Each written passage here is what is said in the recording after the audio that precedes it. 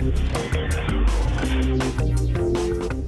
Dan Ackerman, and we are here taking a look at the Origin Eon 11S. This is a rare bird indeed. It is an 11-inch gaming laptop. You really don't see a lot of these. Alienware actually had one for a couple of years.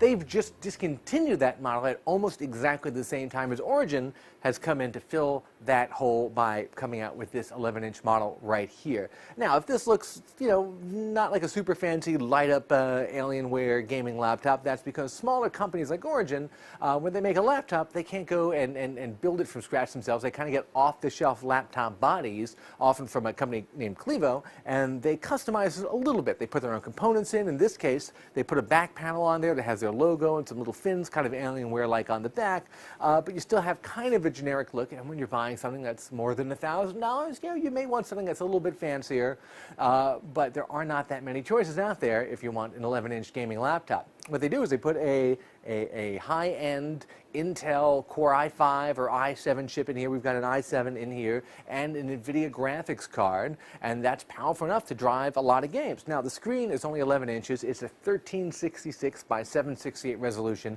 You're not going to need a lot of muscle to push a game on that. So I think what most people are going to end up doing is what I did, which is take the HDMI output and send the signal to a big, let's say a 24-inch monitor that's running at 1920 by 1080, and then play your games like that. I loaded up Diablo 3 like that. Worked great. So if you want to throw this in your bag, take it to a friend's house, hook up to their big monitor, or go to a LAN party or something if people still have those, this is a way you can bring a pretty decent gaming machine with you, but you're not stuck to just using the screen here or the keyboard and touchpad. I mean, they're fine for casual use, but for serious gaming, the keyboard's kind of small, the touchpad is not super sensitive, but you probably hook up your own mouse and your own external keyboard if you're connecting to an external monitor.